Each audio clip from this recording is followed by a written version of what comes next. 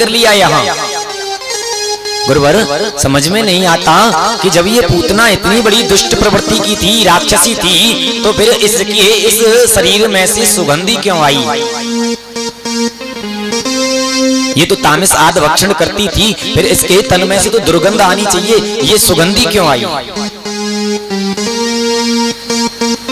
सुखदेव जी महाराज कह रहे हैं, देखो परीक्षित बड़ी विचित्र बात है। पूतना लोक वालिनी राक्षसी रुधिरासना जिंघासयापि हरे स्तनम तद्वापसदीतितम। माना परीक्षित ये पूतना राक्षसी जरूर थी, लेकिन तुम्हें पता है इस पूतना ने क्या किया?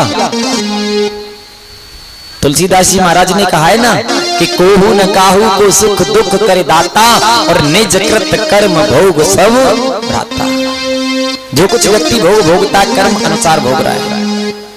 इस पूतना ने एक ऐसा कर्म किया था जो मैया यशोदा को करना चाहिए था, उसको मैया यशोदा नहीं कर पाई, उससे पूर्ण पहले ही इस पूतना से इस कर्म को किया। क्या? स्तनम तद्वान असदीततम। इस पूतना ने मां का रूप लेकर के, एक सुंदर स्त्री का रूप लेकर के भगवान श्याम सुंदर को अपना स्तन पान कराया, दुग्ध पान कराया। अब प्रभु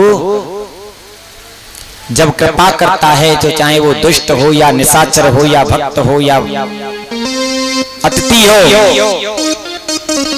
एक बार जो दुष्ट से भी दुष्ट प्रवृत्ति की आत्मा भगवान की शरण पकड़ लेती है, उसका भी कल्याण हो जाता है। जब इस पूतना ने गोविंद को स्पर्श किया, उसी क्षण में ये देवलोक में आ गई थी।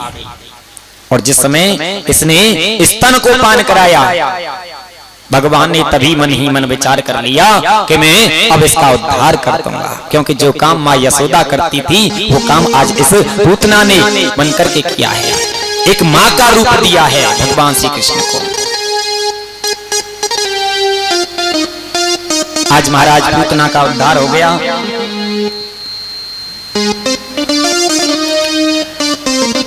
अच्छा भगवत प्रेमियों, ये पूतना है कौन? जिस पूतना का उद्धार भगवान श्याम सुंदर ने किया है, ये पूतना कौन है?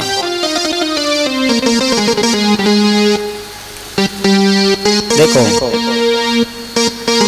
ये पूतना प्रसंग हमने कथा रूपी प्रवचन रूपी माध्यम से श्रवण किया है। इसी प्रसंग को मैं आपको एक और भाव से श्रवण कराऊंगा।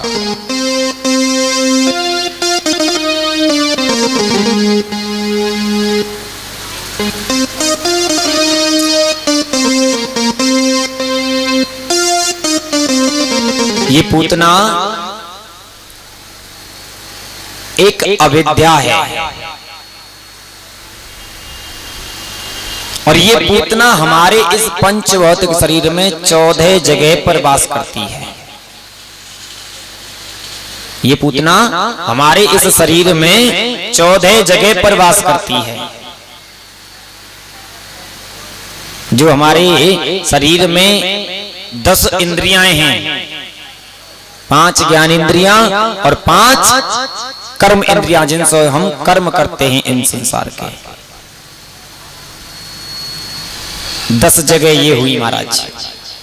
इनके अलावा मन और बुद्धि, चित्त और हमारे संस्कार, इन 14 जगहों पर इस अविद्या का, पूतना का वास है। एक बार प्रेम से बोलो राधे राधे।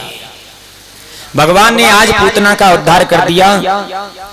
जब गोविंद का पता ये समाचार कंस को मिला है कि पूतना का वध हो गया, तो कंस ने एक सटकासुर नामक राक्षस को और भेजा है।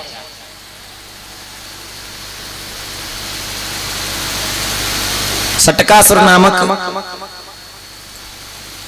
जब ब्रज में आया, 6 महीने की उम्र है भगवान श्याम सुंदर की। 6 महीने की उम्र में गोविंद ने सटकासुर का उद्धार किया। इसके बाद एक तृणाव्रत राक्षस और आया, जो कि गोविंद को ब्रजमंडल से एक बबूड़े के रूप में उठा करके आकाश में ले गया। देखो ये राक्षस भी तृणाव्रत भी हमारे शरीर में।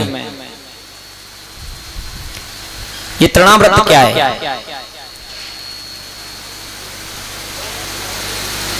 ये चारों तरफ से जब हवा एकत्रित होती ना, टकराव होता है हवा का, वायु का, तो ये एक गोले के रूप में परिवर्तित हो जाती है, जो चारों तरफ से तृण मिलती हैं और इनका जब आवर्त बनता है, तृण धन आवर्ततः यानी तृणाव्रत, ये सब आकर के जब गोल गोल धूली के रूप में उड़ने लग जाता है तो हम सब देखते हैं इसको। कभी कभी गर्मी के मौसम में बहुत ज्यादा दिखाई देते हैं, और कई कई लोग तो महाराज उसको भूत और बता देते हैं, लल्ला रे हट जा देख भूत आ रहे है ना। वास्तव में वही तृणाव्रत है, और ये तृणाव्रत हमारे इस उदर में वास करता है, यानी पेट में रहता है। भगवान ने तृणाव्रत का उद्धार किया। आगे चल करके सुखदेव जी महाराज कह रहे हैं राजर्षि परीक्षित से, राजन देखो, जब जब भगवान का अवतार हुआ है, गोविंद का अवतार हुआ है, तब तब यहां कैलाश से भगवान शंकर जो है नन्हे से ठाकुर जी का बाल स्वरूप में दर्शन करने के लिए आते हैं। आज भी भगवान श्याम सुंदर के दर्शन करने के लिए कैलाश पर्वत से भगवान शंकर आ रहे हैं नंद भवन की ओर। आइए बहुत सुंदर एक झांकी का दर्शन जो कैलाश पर्वत से चल करके आ रहे हैं भगवान भोलेनाथ। हम सभी ठाकुर जी का त्रिनेत्रधारी भगवान शंकर का बहुत सुंदर सा दर्शन करेंगे, और मैया यशोदा के द्वार पर भगवान शंकर के साथ चल करके बाल रूपी कन्हैया का आज दर्शन करेंगे मिल करके। आइए मन से चलें ठाकुर जी के चरणों में कन्हैया का दर्शन करने के लिए भगवान शंकर के साथ। भगवान किस